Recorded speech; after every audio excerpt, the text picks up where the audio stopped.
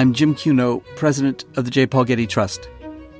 Welcome to Art and Ideas, a podcast in which I speak to artists, conservators, authors, and scholars about their work.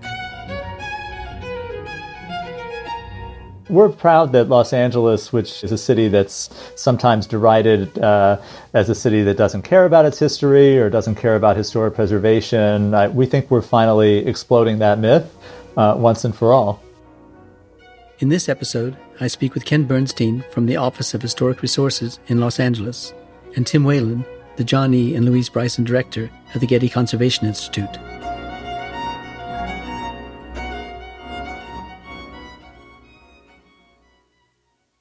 In the year 2000, the Getty Conservation Institute assessed the potential for a comprehensive citywide historic resource survey in the city of Los Angeles.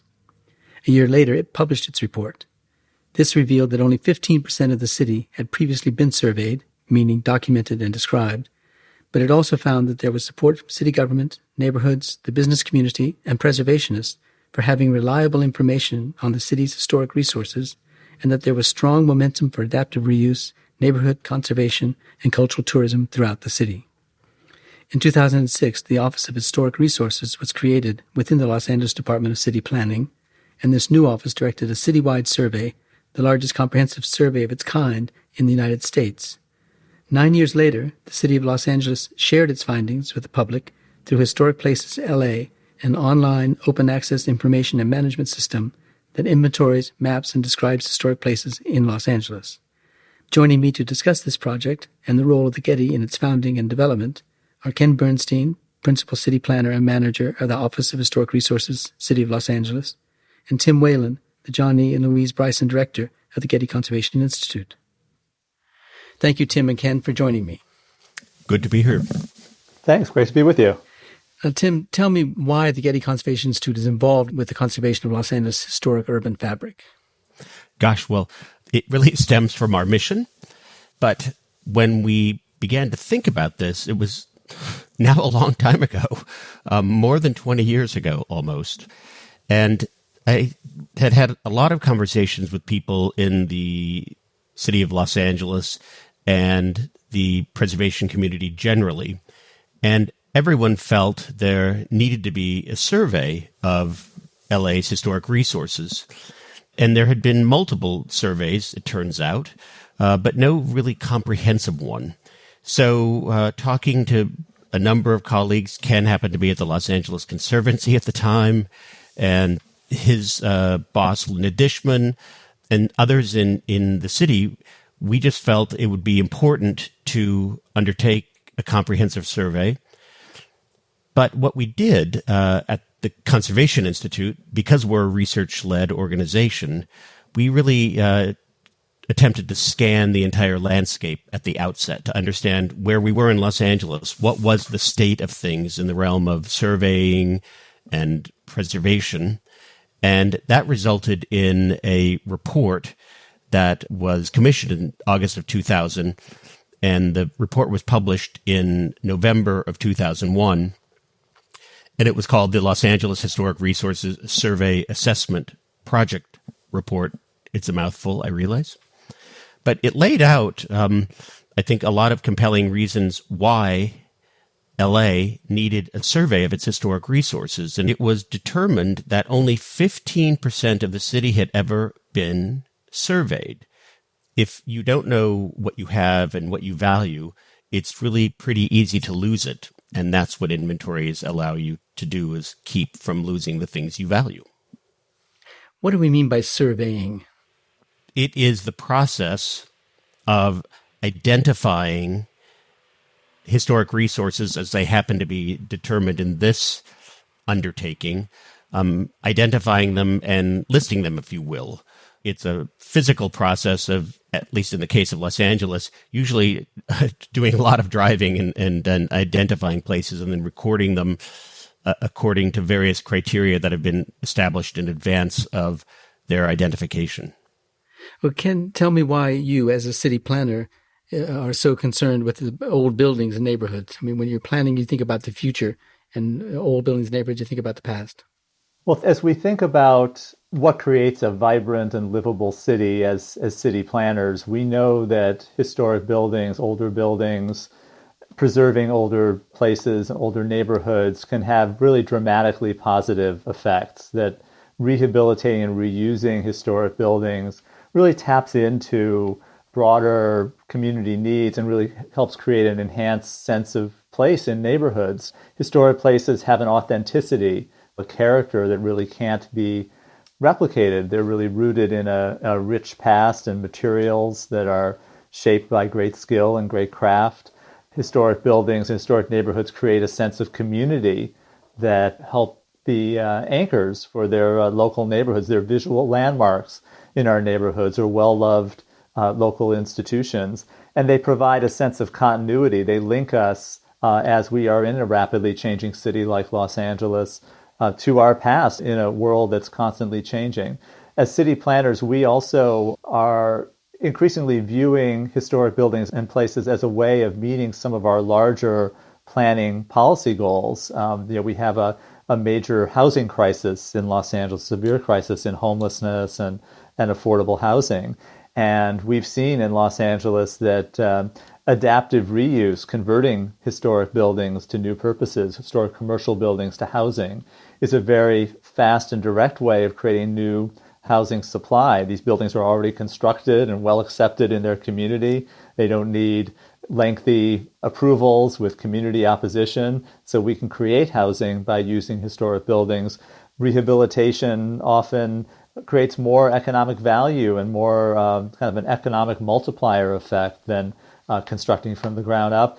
And we're as city planners very concerned about sustainability and climate change in our city and globally.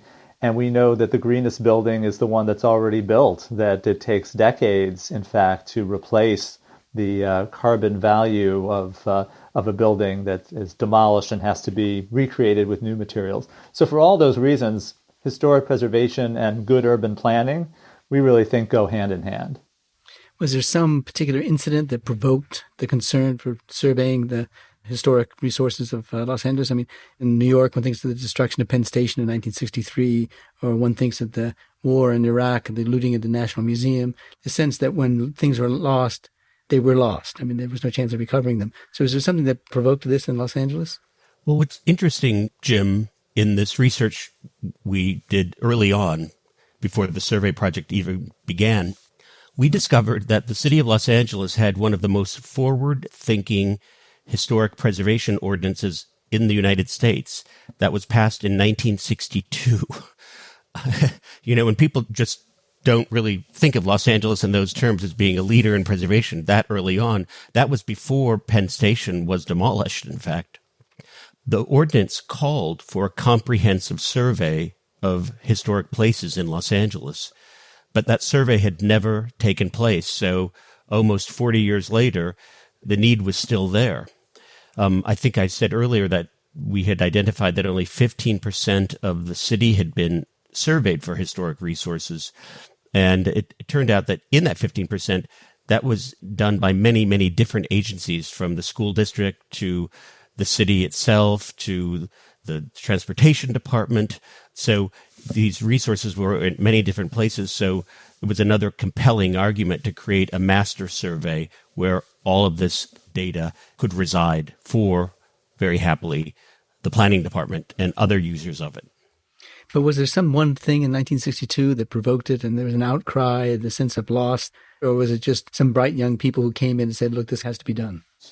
1962 was a moment of great change in Los Angeles. It was a time when you saw the redevelopment of Bunker Hill and kind of the wholesale urban renewal clearance of what had been a Victorian-era residential neighborhood in downtown. If you think about it, 1962, it was also the year Dodger Stadium opened. It was a sense of modernity and optimism in the city, but also a time when there were great threats to historic resources. At the very first meeting of the Cultural Heritage Board in August of 1962, they designated as Historic Cultural Monument number 1 the Leonis adobe on the very western edge of the city on the border of Calabasas, which was threatened with imminent demolition, one of our earliest adobe homes. And it was a time when we saw many threats like that around the city. So into that breach stepped the Cultural Heritage Board to say, we're going to now declare and value significant historic places and take steps to protect them.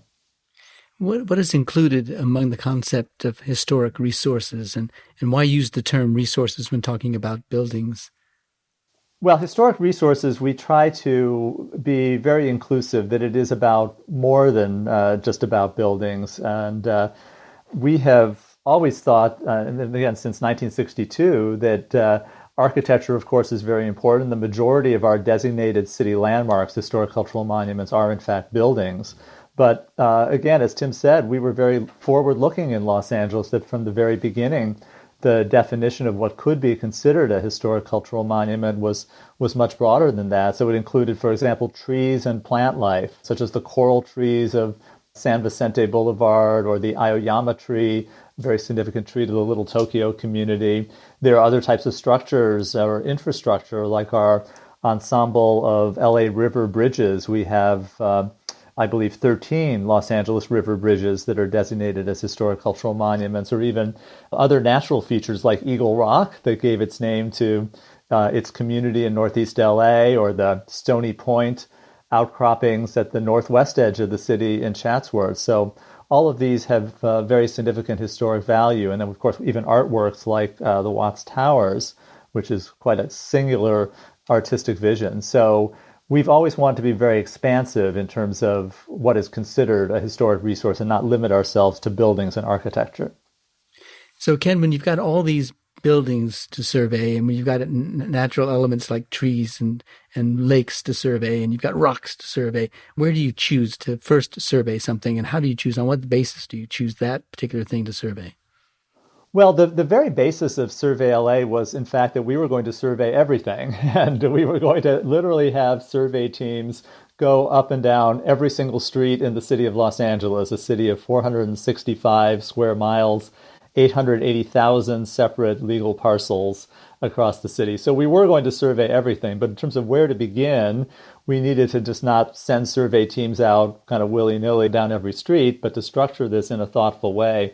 And the way that we thought it made sense to structure this project, with advice from the GCI, was to structure it based on our community plan areas of the city, to really reinforce the tie between the survey itself and the ultimate purpose of the survey, which is to guide better planning for the city as a whole, to really help inform how we grow, develop, and change as a city. So we have 35 community plan areas in the city.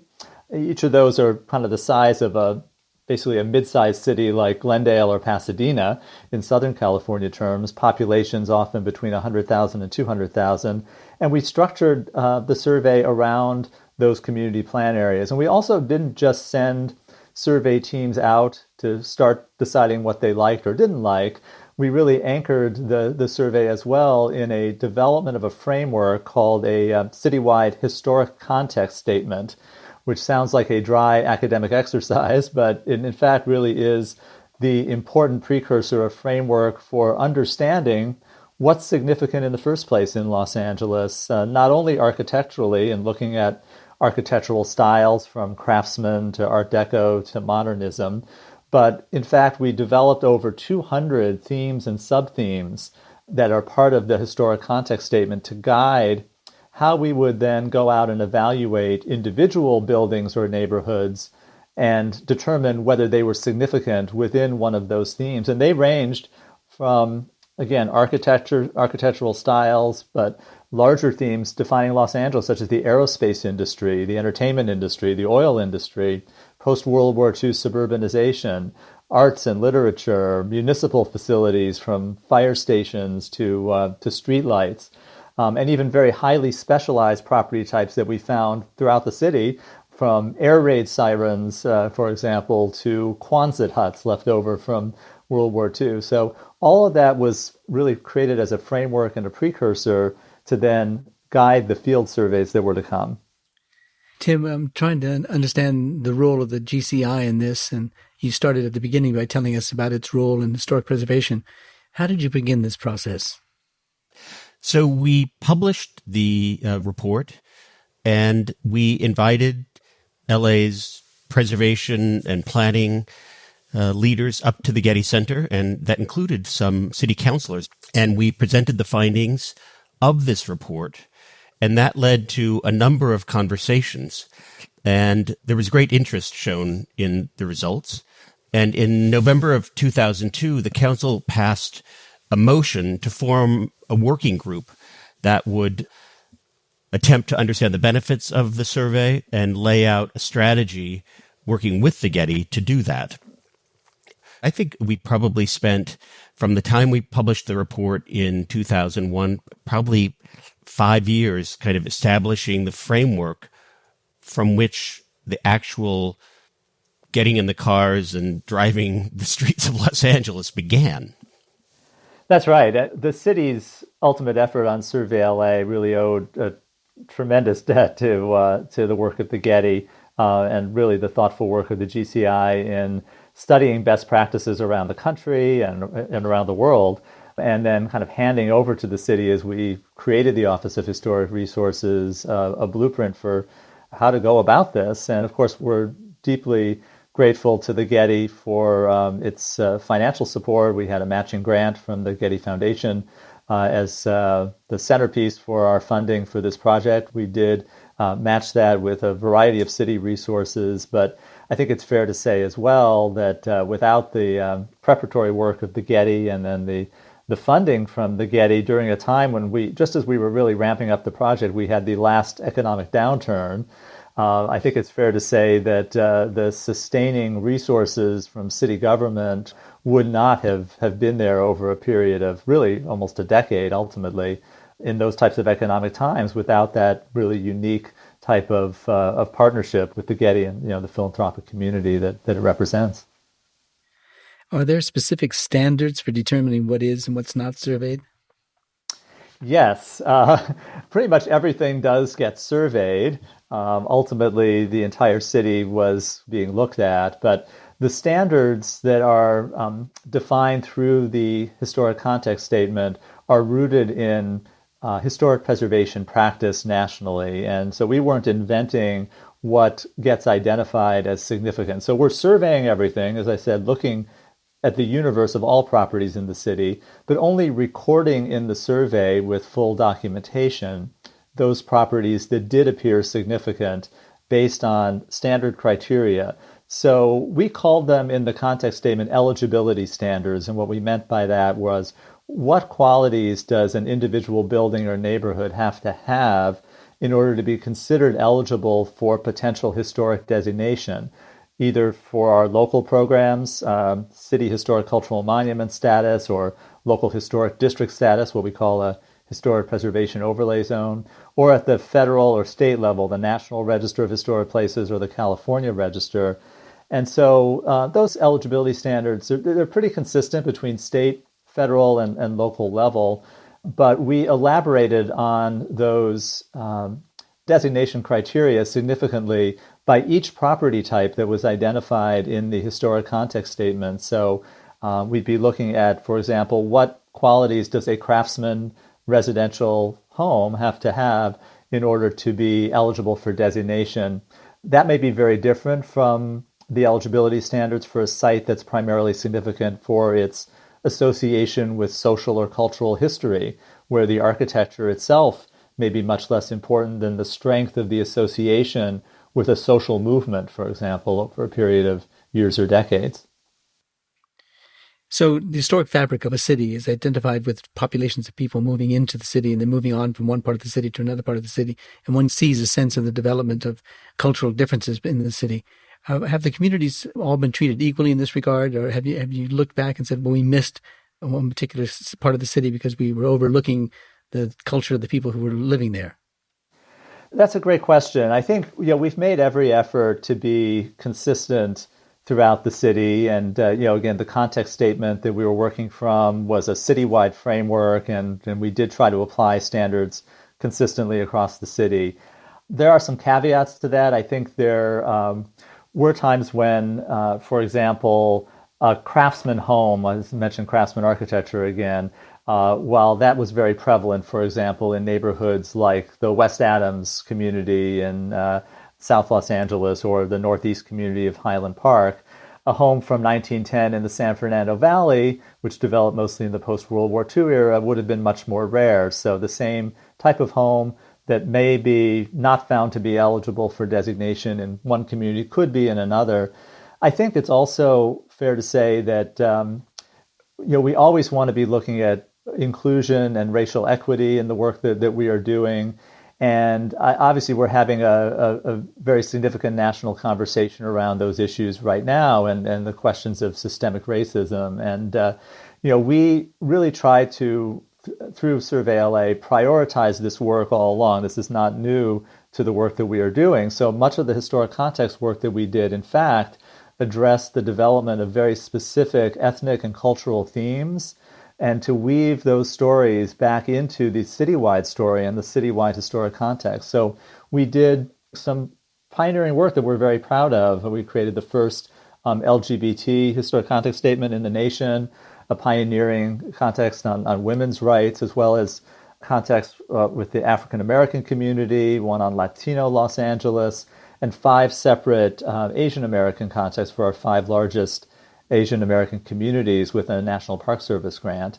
I think that work, though, it really needs to be ongoing, and we need to continue to build upon it, because I think it is fair to say that historic resources associated with those significant communities, that social history that those places represent, that is still underrepresented overall in our overall designation count, if you will. If you look at properties in the National Register or our local Register of Historic Cultural Monuments, the majority are still associated with architecture and still associated with what's been the more dominant narrative over the last many decades that we've done historic preservation. And so we need to continue to work to provide more inclusion so that all of our historic preservation programs really reflect the stories of all of our communities in Los Angeles. Tim, the Getty Conservation Institute has developed an open source software platform to support this data management. As we've heard from you and from Ken, there's mountains of data out there that's got to be dealt with. And you've given the name Arches to this open source software platform. Tell us about the origin of Arches and the benefits of such a platform. Curiously enough, the Arches platform essentially springs from work we were doing in the middle of the Iraq War to help our archaeological colleagues there improve their ability to inventory and monitor and manage their archaeological sites. And that work further extended to a partnership with archaeological colleagues in Jordan. And Arches is an open source platform that is web-based. It's geospatially enabled. And importantly, it is based on standards that help its users maintain, I'll call it, good data hygiene. So the consistent description of things.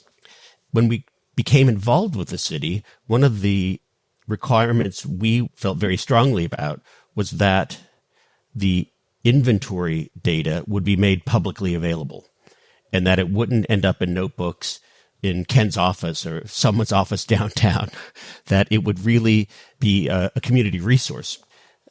As we were doing this work, happily and coincidentally, the Arches platform was being developed as well. And it was determined that it would be a perfect platform for the data that was coming out of Survey LA. But Arches is now running projects from many, many places in the world. So the City of London's historic environmental record resides on an instance of Arches, just like it does in the City of Los Angeles. And then there are also remarkable projects that run on it that aren't necessarily municipally driven, but they're driven by desire to identify and track certain kinds of information. So endangered archaeology in the Middle East is an example of one of the projects that resides on Arches.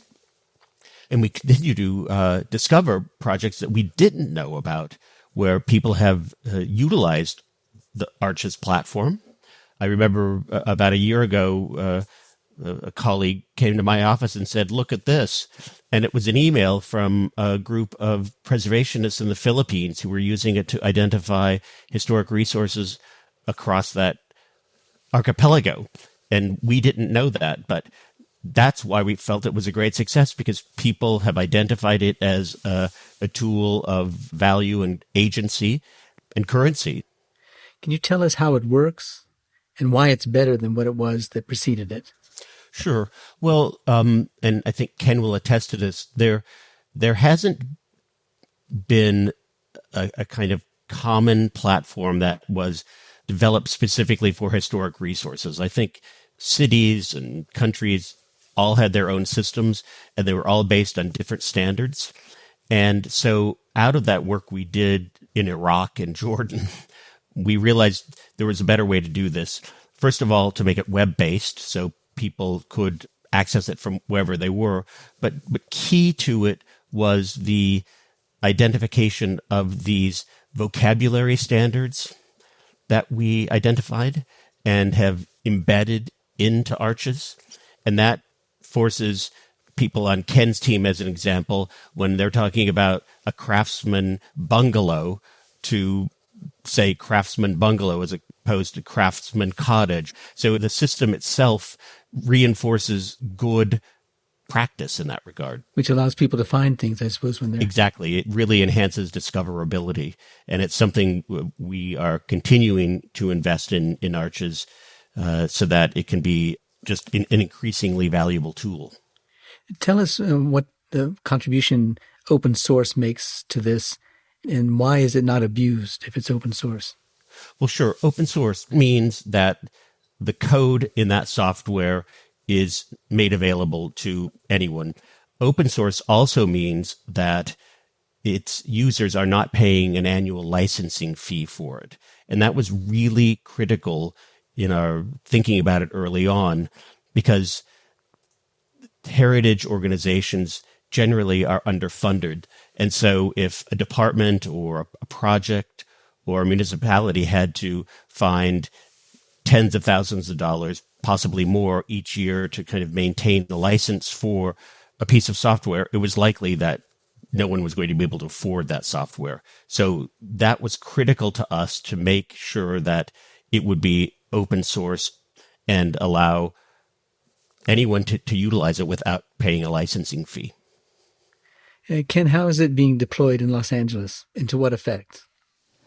We've deployed it as Historic Places LA, which really now is our comprehensive citywide inventory of historic resources in Los Angeles. And this was a huge undertaking, and we knew all along our intent was to make this data public and to have it searchable and available to all on the web. It's one thing to kind of have that as an intent, and that was always part of what the GCI had laid out as its expectations, but another to figure out how are we going to do this. And we were very fortunate that the GCI was already working on this internationally in the Middle East, and was able to bring some of those lessons learned back to Los Angeles and have Historic Places LA be the first deployment, if you will, of the Arches system for a comprehensive municipal inventory of this type. And it's really important that this information be public and be searchable, as Tim indicated. That's not always the case. There are some major cities that have not made some of their past survey information public and accessible. But it's crucially important in Los Angeles because one of the purposes of the survey has been to give everyone involved in our planning and development process upfront information about what and where our historic resources are in every community. That's really crucial. If you are a property owner or developer, for example, looking to make investment decisions, wanting to redevelop a site, you don't want to be surprised at the 11th hour to find that, in fact, there's a very significant historic resource on that property you've already invested in. So it's crucially important that this information be public, that it be accessible, that it be usable. And Historic Places LA does more as well than just inform planning and development. It is a great resource for many other purposes that we always envisioned for the survey. For community members who just want to learn more about their own neighborhood, their significant historic places in their own community. For location scouts or those involved in Hollywood who want to find places in Los Angeles that can double as New York, Philadelphia, or somewhere else, or just have unique architectural or cultural value for their purposes. So this really now is our cultural resource management system for the city. It's our comprehensive inventory, and it's going to be used for years or decades to come to manage the full range of our historic resources in the city. So there was Survey LA that we implemented, but then also I think you and your team have been adding other resources from the federal government or from the state government. I think that process is moving along, isn't it? It is, and that's been a huge undertaking, right? And one of the reasons it's so important to have a platform like Arches and what we call Historic Places LA, we're managing over 50,000 historic resource records through the system. We have about 1,200 city historic cultural monuments. We have about 21,000 properties in our local historic districts, about 30,000 properties we identified in Survey LA as appearing eligible for designation. And then we're incorporating information from other historic resource surveys. We used to have a redevelopment agency in Los Angeles that surveyed communities like downtown and Hollywood that are very significant. And that data now is being incorporated into the system as well. Does it apply to emergency situations? Is there some benefit to having prior knowledge, certainly, but having to update that knowledge when something happens, a fire happens or an earthquake happens or some other emergency like that? Yeah, it's very useful for all types of emergency and disaster preparedness to have that type of assessment done objectively and upfront, and to be lodged in a comprehensive inventory of this type, so everybody knows where to find that information. I mean, the whole idea of the survey is to have these types of evaluations prepared before there's a problem or a threat or a project that is affecting these historic resources. So it's not like we're going out and necessarily updating or resurveying properties when there's an emergency, but the whole idea is that we have this kind of comprehensive, objective, upfront work done and put in a place that's reliable and accessible. How many people do you have on your staff doing this work? Must be thousands. The Office of Historic Resources has grown. When we started and created the office in kind of partnership with the Getty, we were a tiny office of 3 or 4 staff. We've grown to encompass now staffing for our historic district program, historic preservation overlay zone. So we now have a staff of 15. Most of the Survey LA work, though, was managed by our office, and really have to give the due credit to Janet Hansen, who was my partner in this project for the life of Survey LA, and really oversaw the day-to-day work on the survey itself and the development with GCI of Historic Places LA. We have now one coordinator for Historic Places LA as an inventory moving forward. But most of the survey work was done with consultant teams doing much of the survey field work that we oversaw. And we also engaged over 200 volunteers at various stages of the project as volunteer researchers. We had a group of volunteer Speakers Bureau members who were kind of our community ambassadors to increase the reach of our tiny office in community after community. We would go out 6 or 9 months before we sent field teams out to have conversations with community members about what were the places that matter to them. Are there places of deeper social and cultural meaning that may not be visually obvious to even trained architectural historians going out in the field? So the volunteers that we had dramatically increased the reach of what is still a fairly small office by city bureaucracy standards. Ken, what about Google Street View and other such commercial projects that are doing something similar to what Survey LA is doing? Is that helpful to you, or? Well, they're really helpful. Google Street View is documenting the evolution of buildings and streets throughout the world. And, in the city, we're able to use that to supplement our survey data, which was taken at a point in time, to look at how a property has evolved at various stages over the course of the last decade. If we're looking at evaluating a proposed architectural change, we can kind of see how a property has already been evolving at various points. And the Ed Ruscha Streets of LA project that the Getty Research Institute has now put online is also an incredible resource in that way. For some of the major corridors like Sunset Boulevard, from downtown to the sea, and some of the others that he was documenting over a period of decades, it's a great resource to be able to look at a building as it was in 1965 and see what it looked like in the 80s and compare it to what we have today or what we captured in our survey. In addition to being a lot of fun, I've lost myself for hours on the Ed Ruscha website. It's a great resource for myself and my staff in managing some of those places. What role does education play in all of this, or is it only surveying and documenting the primary materials of research? Well, education, I assume what you mean in terms of really educating the public about what the survey is and what it means. It's really critical because it's very easy for misconceptions to set in as well about what the survey is all about. It's important as we did our outreach in community after community before sending teams out in the field to underscore for communities that we are not, in fact, designating properties as city landmarks, historic cultural monuments. We're not designating historic districts, that the survey identification is different. It is identifying potential eligibility for designation, and that property owners who might be concerned that their own home, for example, might show up in the survey could realize that they can continue to obtain city permits if they want to do upgrades on their home. They could continue to do that without additional review in most situations. It's also important to do education for and with community members who want to use the survey to take the next step for historic designation, for example, and to do education in terms of what some of the benefits of actually having a neighborhood designated as a historic district or designating their own property for city historic cultural monument status, that there are financial incentives available in some cases that can benefit them, and that there as well can be other, for example, an alternative building code in California that can provide more flexibility for property owners. So we do a lot of education and outreach. That's at the very heart of what we do, both around the survey and then how the survey can be used by communities.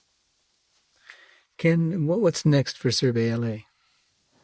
Well, what's next is we want to obviously in the future continue to update Survey LA so it remains living and up to date in the coming years and decades. But our focus recently has really been about how we capitalize on the survey to fulfill its intent, which was to guide our planning work. Why are we talking about this today, and why is it more important?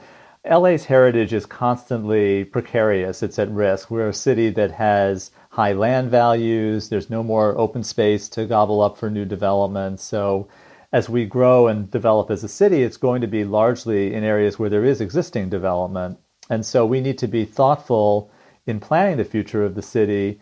Preservation and preservation planning is all about managing change, not about stopping change, but thinking about change and how we change as a city. We want to be sure that as we plan for the future of our communities, we're not losing the most cherished components of our past, that we're building upon the most significant historic resources and using those as assets to help shape communities. And so our focus really now is on how we use Survey LA to guide our long-range planning as a city. And so we work very closely in the Office of Historic Resources with our planners who are doing the community planning work in communities like, let's say, downtown or Hollywood or Boyle Heights east of downtown. Many of these are communities where we're seeing significant change. We are seeing investments by the city and the region in new transit lines, and our city policies are about focusing new growth and development around our transit investment to try to minimize automobile trips. So we want to really integrate this Survey LA information into planning and land use zoning policies and zoning standards in a way that takes advantage of what we now know and helps these communities grow and change in a way that really capitalizes upon their key historic assets. That's a big part of what we're doing. We want to continue to pursue partnerships that really extend some of the work that we've already done to ensure that we are addressing the moment in terms of racial equity and systemic racism, and ensuring that what we've now identified through Survey LA and through some of the context statement work that we've done about the rich histories of all of our diverse communities in the city, that is really fully reflected in the city's historic preservation priorities. So, Tim, what's next for Arches? What's next for Arches? Well, it's one of those things, you create something and you think you've created a really excellent system for inventory data. And then it turns out all sorts of people prove you wrong, that it's not just for inventory data. It can accommodate all sorts of other data.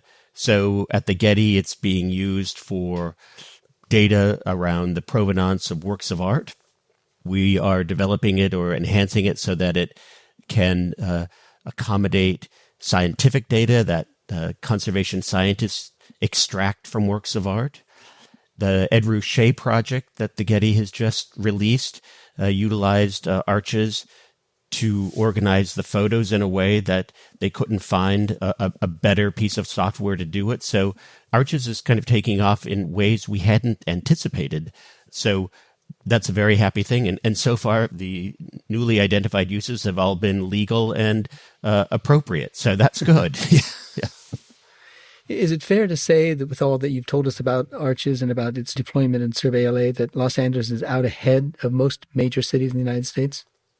I'll venture a guess, and then maybe Ken should jump in. But my sense is yes. It's comprehensive, as you said. Ken mentioned that 880,000 parcels, that's every parcel in Los Angeles, was looked at. And all that data resides in Arches. And Ken, do you think there's another city the scale of Los Angeles that has that comprehensive of a record? No, there hasn't been. Chicago had done a citywide survey that I know GCI looked at in its preparatory work for the project. That was back in the 80s and 90s in a very different era technologically, and that was not made available publicly, certainly wasn't online in the same way. So Survey LA and Arches and Stored Places LA have all been looked at as a new national model for other cities, and we've had a lot of interest from other major cities that are now pursuing citywide surveys, including Denver and Philadelphia. San Francisco is ramping up some of their survey work. So we're proud that Los Angeles, which is a city that's sometimes derided as a city that doesn't care about its history or doesn't care about historic preservation, we think we're finally exploding that myth once and for all. Well, that derision wouldn't, if people remember that this initial ordinance went back to 1962, they might reconsider that. Exactly. I'm constantly pointing out that we were out ahead of New York, Chicago, Boston, and most other cities in having a local preservation ordinance. Well, thank you both for talking with me today. It's a fascinating topic, and for those of us who just walk the city streets of Los Angeles, it's mind-boggling. So we thank you very much for bringing some of this to our attention. It's more than we can manage, I suppose, to understand fully, but we're grateful to you and your team for developing all of this. Thanks, Jim. Thank you.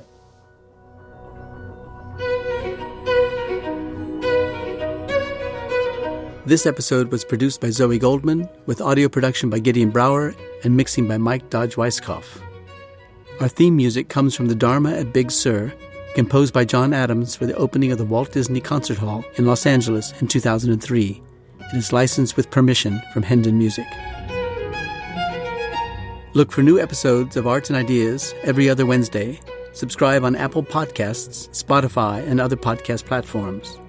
For photos, transcripts, and more resources, visit getty.edu/podcasts, or if you have a question or an idea for an upcoming episode, write to us at podcasts@getty.edu. Thanks for listening.